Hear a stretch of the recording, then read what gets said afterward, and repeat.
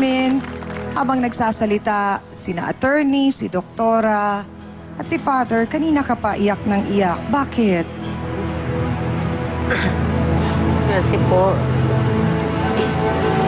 kaya ko lang naman po ginagawa to dahil gusto ko lang ng kaligayahan, pagmamahal sa isang tao. Pero hindi ko naman sinasabi na magkakatuluyan kami hanggang sa huli, hanggang sa mamatay.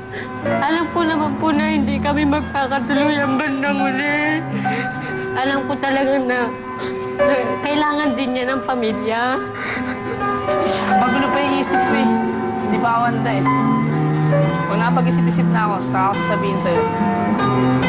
Saka ako magdidesisyon kung okay na. Pero alam ko naman na ako yung nagkamali. Ako yung nagkasala sa kanya kasi yung mga sinasabi niya sa akin nung time na nagtatrabaho siya, hindi ko pinapakinggan. Ang tanong, paano si Donato? Hihingi na lang po ako sa kanya ng sorry. Sa mga ginawa ko, naging panakibutas ko lang siya. So hindi ka na uuwi sa kanila? Hindi na po. Saan ka natutuloy? Hindi ko po alam kung magkakaayos kami ni Alan. Kung magkakaayos kami ngayon, kung gusto niya, Sabi sa niya kanila hindi. ako. Narinig mo ba ang sabi niya? Time, ang kailangan niya. Mag-iisip po muna ako kung sino pipiliin ko sa kanilang dalawa. Wow! Bigat! Biro lang, Alan. So, paano na naman si Donato? Hindi. Ako po, mahihingi ako sa kanya ng pasensya kung nasaktan ko siya ngayon. Pero sana, huwag mo na ulitin yun na kung kay Jerry naman gagawin mo sa akin yun, iba na. Hindi na maganda yun. Kung bibigyan kita kayo, patatawarin kita, kababata kita eh. Sa barkada kita. Narinig mo yon, Donato. Gusto pa rin ni Jasmine na bumalik kay Alan. Ha?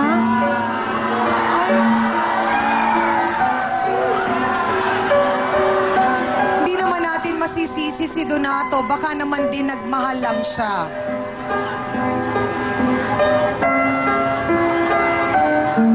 Donato?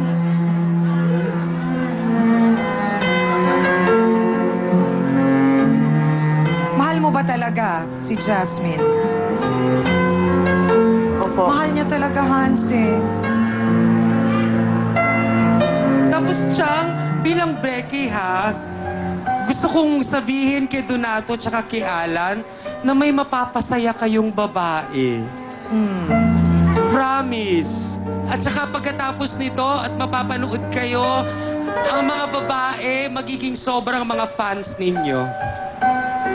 Marami kayong magiging fans na babae pagkatas nito. Kasi in fairness, Chang, pinahanga ako ng dalawang kabataang lalaking ito. At ikaw, Jenny, tanggap mo rin naman na humihingi si Alan ng panahon Opo. para makapagdesisyon siya. Opo, tanggap ko. So, sa ngayon, dun muna tayo. Tama ba ako? Paano mangyayari? Start as friends, ulit. Opo, parang ganun na po. Oo. Pero okay lang po sa akin, barkada muna, ganun. Tulad pa rin ng dati. Malay mo, bigla ako makapag-decision, di ba? Oo. Sinabi mo, Jasmine, na gusto mong bumalik kay Alan, pero hindi kita narinig nag-sorry din sa kanya kasi niloko mo rin naman siya.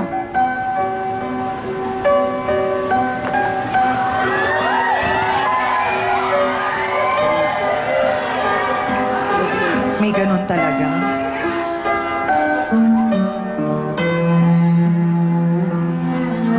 Donato, paano na kayo ni Alan? Hingi na nga po ako ng tawad sa kanya.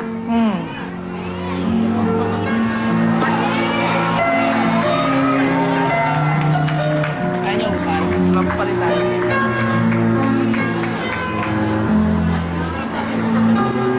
Handa ka na bang magpaalam, Donato, kay Jazz? May gusto ka bang sabihin sa kanya? Siguro nga, mag-iisip pa rin ako ng time na susubukan kong maghanap ng ibang babae. Alam kayo pagkatapos nito, promise! At ang hangad naman namin, Donato, Jasmine, Alan, at Jenny, ay maging maayos ang mga buhay ninyo. Lalo na ang buhay pag-ibig ninyo. Bata pa kayo, mahaba pa ang babiyahihin nyo. Tama. Maraming salamat sa ating mga bisita. Amina na tayo mga kapatid, mga ka-face-to-face. Siguradong marami na naman po tayong napulot na aral sa ating pinag-usapan. Tunay nga ang kasabihan na ang pag-ibig, kapag pumasok sa puso nino man, gagawin ang lahat, masunod lamang. Sa araw na ito ay pinatunayan ng ating mga bisita na walang pinipiling kasarian ang pagmamahal. Pero sa kabila ng karapatang ito, hindi natin dapat ito inaabuso. Sana po tayong lahat ay magmahal ng wagas at sabi nga nila, unconditional, ika nga. Kung ganito ang ating gagawin, tsak na mas hahaba po ang samahan at mas magiging maligaya ang bawat isa. At para po sa ating face-to-face, heart-to-heart thought for the day, ika nga sa isang kanta, it's the lover, not the love, who broke your heart last night. If you listen to your heart, you'll know it's true. Maraming salamat po mga kapatid sa pagsama niyo sa amin ng isang oras na naman. Thank you po talaga. At salamat sa aking co-host na si Hans Mortel.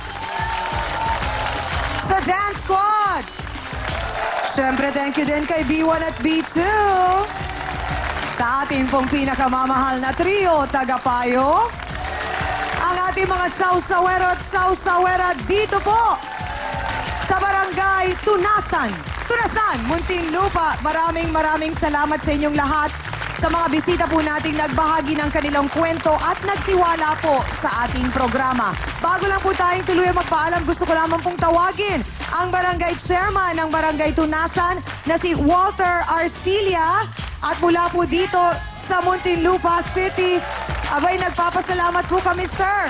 Ay, salamat din at siyang Ami. Yes. Ito po ang bayong. Wow! Handog namin sa face-to-face dahil po ang bayong ay produkto ng Barangay Tunasan. Ayan, Diyan salamat po po. nakikita ang pagsupport namin sa aming butihing punong lungsod, Mayor Aldrin San Pedro. Dahil po sa Muntinlupa, may pong pinagbabawal ang paggamit ng plastic. Ayan, totoo yan. Nabalitaan Salamat po. ko nga. Maraming salamat, Chairman Walter Arcilia. Dahil po dyan, Chairman, ibibigay po namin itong aming bandila bilang pagpapatunay na kami po ay nakarating na dito sa inyong lugar at tatanggap din po kayo ng t-shirt mula po sa amin na nakalagay, Certified Sausawera ako para po sa inyo yan. Dahil kami nakarating na dito sa Barangay Tunasan, Muntinlupa. Muli maraming salamat po. Maraming salamat din po kina Mayor Aldrin L. San Pedro ng Muntinlupa City, kay Executive Assistant Ellen Guzman Diang mula po sa Office of the Mayor, kay Engineer Roberto M. Bunyi ng ang kanila pong City Administrator. Maraming salamat din kay Mr. Eric Ramirez, Admin Officer ng Muntinlupa Sports Center, at sa bumubuo po ng Barangay Council ng Barangay Tunasan, Muntinlupa City. Abangan nyo kami mga kapatid sa susunod naming pagsugod sa inyong barangay. Bubusisiin po natin pag-uusapan at susolusyonan ang mga naging problema po o magiging problema ninyo one barangay at a time. Ako po muli, ang inyong pambansang kapitana, ang inyong siyang Ami, na laging nagpapaalala ang problema. Pwede mong tawanan, pero hindi mo yan dapat talikuran. Kaya kung may problema ka, harapin mo, pag-usapan natin yan.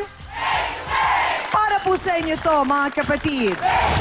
Ngayong Huwebes, anak ng OFW, napabayaan ng kaibigang pinagkatiwalaan.